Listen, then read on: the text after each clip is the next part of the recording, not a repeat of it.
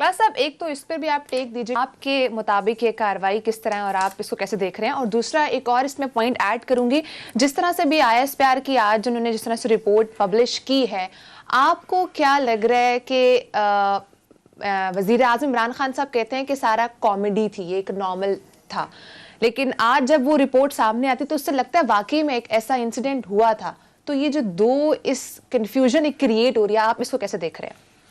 पहले तो आमिर साहब ने जो भी कहा है ना कि शायद उन्होंने इसलिए कैंसिल की है जो आज नेशनल सिक्योरिटी का इजलास होना था, वाकई वो सेनेट में वहाँ पे 13-14 के करीब कोरोना केसेस आए थे और सेनेट को 3-4 दिन के लिए बंद कर दिया गया है। सो कोरोना वाली थ्रेट जो है ना वाकई सीरियस थी और ये मुमकिन है कि उसमें मेरे ख्याल PDM से ज़्यादा कोरोना वाला इशू है। वहाँ पे 13 या 15 केसेस आए हैं और आजकल बंद है सेनेट ऑफ पाकिस्तान। एक तो ये है। अब आते हैं ज़रा, आमिर साहब ने बड़ा एक अच्छे तरीके से एक इसकी पिक्चर दे दी है, लेकिन कहते हैं ना पिक्चर कुछ और है। जो आमिर साहब बड़े समझदार आदमी हैं, जो मुझे उस वक्त भी लग रहा था मैं कि सारा मुश्किल काम मेरी तरफ ही आएगा, अगर हम नहीं करेंगे तो इंसाफ नहीं होगा। 2-4 चीज़ें हैं इसमें जो उन्होंने हुकूमत को टच नहीं किया, जो आपने सवाल में टच किया। वो इमरान खान साहब कहते थे कॉमेडी शो है, मजाक उड़ाया उन्होंने। बल्कि अगर वो मेरा क्लिप हो तो जरा अगर है उनके पास क्लिप मौजूद है, जरा वहां से शुरू करते हैं। कराची इंसिडेंट के हवाले से इमरान खान साहब क्या कहते थे, जरा वो क्लिप प्ले कीजिएगा। तो क्या ये जोक था? अब अंदाजा करिए, मुल्क चला रहे हैं हम। ये पूरी दुनिया में हम बार बार ना एक चीज हमें जरूरत है, हम बड़े न्यूक्लियर मुल्क हैं। आपके न्यूक्लियर मुल्क कैसे चलते हैं कि प्राइम मिनिस्टर ऑफ पाकिस्तान के नजदीक ये कॉमेडी शो है, ये सीरियस काम ही नहीं है, ये इस काबिल ही नहीं है कि जिस पे कोई ना कोई आपको नोटिस लेना चाहिए या जिस पे कोई बात होना चाहिए। और मेरा ख्याल एक दिन पहले शायद या बाद में, अब मुझे इसका एग्जैक्ट याद नहीं, चीफ ऑफ आर्मी स्टाफ जो है वो उससे बिलावल भुट्टो से फ़ोन पे बात भी कर चुके हैं, उनको इंक्वायरी का आर्डर्स भी हो चुके हैं और ऑलरेडी रिपोर्ट भी हो चुका है। अब उस पर प्राइम मिनिस्टर ऑफ पाकिस्तान कहते हैं कॉमेडी शो है, आर्मी चीफ कहते हैं कि इट्स ए सीरियस इशू। अगर मेरे इदारे पे ये इल्ज़ाम लग रहा है कि यहाँ पे DGISI के इदारे पे लग रहा है कि उनके इदारे के लोग हैं, रेंजर्स के लोग हैं, डायरेक्ट उन्होंने यूनिफॉर्म पहनी हुई, अगर ये काम उन्होंने किया है, इल्जाम आ रहा है और बिलावल भुट्टो एक तो फारिग कर दिया, इल्जाम साबित हुआ है तो फारिग किए हैं। मैं उसी पे आ रहा हूँ, वो उसको सीरियस ले रहे हैं। मुल्क का वजीर आजम कहते हैं कॉमेडी शो है। अब मुझे समझाया जाए कि हमारे जैसे जो गुनाहगार हैं और बड़े छोटे ना उसमें लोग हैं, तो हम अब आज उनके वजीर आजम साहब के बयानों को सपोर्ट करें या हम चीफ ऑफ आर्मी स्टाफ के ये बयानों को सपोर्ट करें, जिनकी वजह से 4 अफसरान आज वो ट्रांसफर हो गए हैं। जब उनके खिलाफ देखेंगे क्या फर्दर कार्रवाई होती है। अगर आप दोनों के दरमियान भी कोऑर्डिनेशन नहीं है, कितनी देर लगती है अभी आप फोन उठा के एक दूसरे के साथ नोट्स एक्सचेंज कर लें कि हमने इस पर इंक्वायरी करनी है, नहीं करनी, इसको कॉमेडी शो हमने डिक्लेयर करना है, इसको सीरियस इसको शो देखना। इससे तो ये पता चलता है कि आर्मी चीफ ने अपने काम को, अपने बिजनेस को सीरियस लिया उन्होंने। और हमारे प्राइम मिनिस्टर साहब के नजदीक ये काबिल था, ये कॉमेडी शो था। एक चीज, अब 2-4 इसमें चीजें हैं, कुछ आपको मेरा जो जाती तौर पर ख्याल है इसमें, अभी मैं उनके देख रहा था, उनके शहबाज गिल साहब का देख रहा था, उस पर ARY TV पे टिकर चल रहे थे, उन्होंने कहा कि जनाब के अफसरान जिनको सजा दी कि उनका इतना कसूर भी नहीं था, इतनी बड़ी गलती नहीं थी। अब जरा, अब आमिर साहब बड़े ना इंतहाई ये बात मासूम बन गए इस मामले, 30-35 साल से चीजें देख चुके हैं। ये कुछ छोटी बात नहीं हो रही कि चीफ ऑफ आर्मी स्टाफ एक एक्शन ले रहे हैं, ISPR उस पे अपनी इंक्वायरी रिपोर्ट रिलीज कर रहा है और शहबाज गिल साहब जो है, जो उनके वो असिस्टेंट हैं प्राइम मिनिस्टर ऑफ पाकिस्तान को, अब जरा दोनों को तीनों को मिला के देखें जरा, वो ये कह रहे हैं कि जनाब के उन अफसरान का कसूर ही नहीं था। अब इससे क्या मतलब, मुझे अब इसके बाद क्या इंटरप्रिटेशन मुझे क्या करनी चाहिए, क्या कहना चाहिए? कसूर है, मेरा तो कोई कसूर नहीं है, मैं तो बिल्कुल कर रहा हूं। वो कहते हैं कि तो आप ठीक कह रहे हैं, बिल्कुल बहुत मेरे हाथ तो आप चढ़े हुए हैं ना, मेरे हाथ तो वो नहीं है जो मेरे सामने बैठा, मैं तो उसी पे गुस्सा निकाल सकता हूँ ना। कि मतलब है कि वो कहते हैं ना, एक उसका अंग्रेजी का होता है whom you are kidding, मतलब किसके साथ आप ये मजाक कर रहे हैं कि आपका मीडिया एडवाइजर जो है उनका इमरान खान साहब का, वो आर्मी चीफ के एक्शन के अगेंस्ट अपना ट्वीट कर रहा है या बात कर रहा है कि जनाब आपको इतनी बड़ी सजा नहीं देनी चाहिए थी। अब ये चीजें इस मुल्क में जो हैं, जो हम कहते थे एक पेज पे बैठे हुए हैं, एक चीज पे खड़े हुए, इससे ये लगता है कि सीरियस कहीं ना कहीं पे मिसअंडरस्टैंडिंग, चलो मैं छोटा सा माइल्ड लफ्ज कह देता हूँ, कुछ मिसअंडरस्टैंडिंग तो है।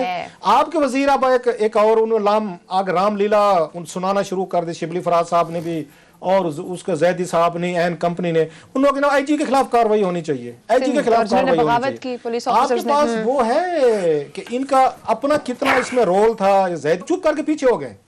अब वो जो अफसरान बैठे थे, अब उसमें भी झोल हैं, वो जो उन्होंने भेजी है इंक्वायरी रिपोर्ट भेजी, उसमें भी कुछ झोल हैं कि जो मुझे नहीं कन्विंस कर सके कि अवामी दबाव पे अवामी नुमाइंदे लिखे ना फिर थोड़ी सी हिम्मत उनको ISPR की इंक्वायरी रिपोर्ट में भी होनी चाहिए थी कि ये अवामी दबाव क्या होता है। क्या पाकिस्तानी अवाम इनके दफातर के बाहर जाके मुजाहरे करने शुरू कर दिए थे? उन्होंने इनसे कहा किया था, वहां पे उन्होंने आके उसको ISI को कहा था या रेंजर्स को कहा था आप जाए कार्रवाई करें। सबसे ज्यादा उस वक्त जो संभाला नहीं जा रहे थे 2 लोग थे सर, आइडेंटिफाइड है, जिनका जिक्र ही नहीं है कहीं इंक्वायरी रिपोर्ट में, और जिनको बचाने के लिए सारा कुछ किया गया है। वो जिसकी बात नवाज शरीफ साहब कह रहे हैं वो ठीक है कि टॉप लेवल पे ये मुमकिन है एक सेक्टर कमांडर हो उसका ISI का या उसका आपका रेंजर्स का हेडक्वार्टर को अफसर, उन्हें क्या पड़ी है यार इस मामले में आने की? मुझे नहीं समझ आ रही उनका इस पूरे मामले से क्या ताल्लुक है।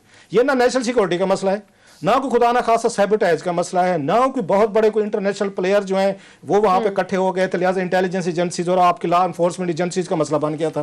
ये मसला तो उनको था भी नहीं।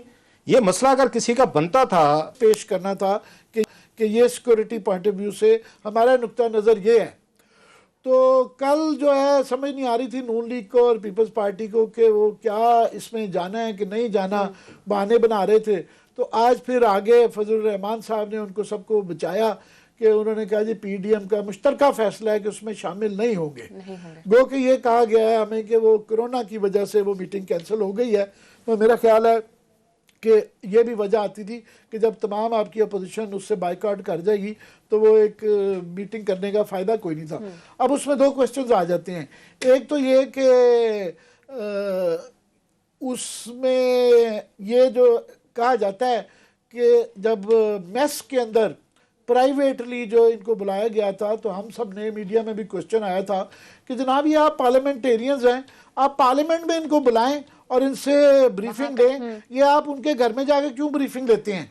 ये क्वेश्चन हम सब ने उठाया था और एक बड़ा एक वैलिड क्वेश्चन भी था। अब वो उसका जवाब ये दिया जा सकता है, काउंटर उसका रिस्पांस ये है कि जनाब आपको जब वो हम नेशनल से आते हैं आपको एक नुक्ता नज़र देना चाहते हैं सिक्योरिटी उससे, तो आप वहाँ पे उसको लेने के लिए तैयार नहीं हैं तो फैसला कर लें। वही मैं कह रहा हूँ ना कि PDM के अंदर मुतज़ाद किस्म के मफादात हैं। पीपल्स पार्टी कुछ कहती है, नून लीग कुछ करती है। एक गवर्नमेंट में है पीपल्स पार्टी, वो लिहाजा एक हद से ज़्यादा आगे नहीं जाना चाहते। एक गवर्नमेंट से बाहर हैं वो बिल्कुल है, और एक असम्बलियों से बाहर है मौलाना फजलुर रहमान, वो इसलिए कुछ भी नहीं रखना चाहते। तो फैसला कर लें, या तो हमने असम्बलियों में रहना है और गवर्नमेंटों में भी रहना है, और एक तरफ आपने बिल्कुल नॉन कोऑपरेशन करना है। सुबह आपका कोऑपरेशन होता है, दोपहर को नॉन कोऑपरेशन होता है, रात को फिर कोऑपरेशन होता है। तो इस तरीके से जो है ना मामलात नहीं चलते, ना अपोजिशन होती है और ना आपकी सियासत होती है। तो ये लास्टली कि मैं फजलुर रहमान साहब के पर इसलिए आ रहा था कि मैंने ये कल कहा कि उनके ऊपर जो पहले इंक्वायरी एक चल रही है असासों की कि ये शक किया जा रहा है, इल्ज़ाम ये है कि ये काफ़ी सारे असासे हैं कि इनका बेनामी तो नहीं है। तो उन्होंने कहा, मुझे आज बताया गया है कि वो सिलसिला जारी है तफ्तीश का, क्योंकि बेनामी का केस है।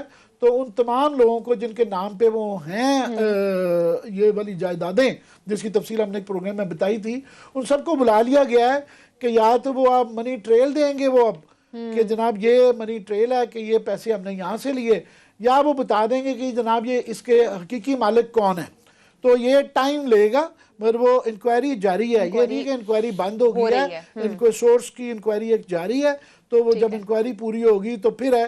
तो मौलाना फजलुर रहमान पे भी वो तलवार लटक रही है, वो थोड़ी सी टल गई है मगर लटक जरूर रही है। क्लास साहब, एक तो इस पर भी आप टेक दीजिए, आपके मुताबिक ये कार्रवाई किस तरह है और आप इसको कैसे देख रहे हैं, और दूसरा एक और इसमें पॉइंट ऐड करूंगी, जिस तरह से भी ISPR की आज उन्होंने जिस तरह से रिपोर्ट पब्लिश की है, आपको क्या लग रहा है कि वजीर आज़म इमरान खान साहब कहते हैं कि सारा कॉमेडी थी, ये एक नॉर्मल था, लेकिन आज जब वो रिपोर्ट सामने आती तो उससे लगता है वाकई में एक ऐसा इंसिडेंट हुआ था। तो ये जो दो इस कंफ्यूजन एक क्रिएट हो रही है, आप इसको कैसे देख रहे हैं? पहले तो आमिर साहब ने जो भी कहा है ना कि शायद उन्होंने इसलिए कैंसिल की है जो आज नेशनल सिक्योरिटी का इजलास होना था, वाकई वो सेनेट में वहाँ पे 13-14 के करीब कोरोना केसेस आए थे और सेनेट को 3-4 दिन के लिए बंद कर दिया गया है। सो कोरोना वाली थ्रेट जो है ना वाकई सीरियस थी, और ये मुमकिन है कि उसमें मेरे को PDM से ज़्यादा कोरोना वाला इशू है। वहाँ पे 13 या 15 केसेस आए हैं और आजकल बंद है सेनेट ऑफ पाकिस्तान। एक तो ये है। अब आते हैं ज़रा, आमिर साहब ने बड़ा एक अच्छे तरीके से एक इसकी पिक्चर दे दी है, लेकिन कहते हैं ना पिक्चर कुछ और है। जो आमिर साहब बड़े समझदार आदमी हैं, जो मुझे उस वक्त भी लग रहा था मैं कि सारा मुश्किल काम मेरी तरफ ही आएगा, अगर हम नहीं करेंगे तो इंसाफ नहीं होगा। 2-4 चीज़ें इसमें जो उन्होंने हुकूमत को टच नहीं किया, जो आपने सवाल में टच किया वो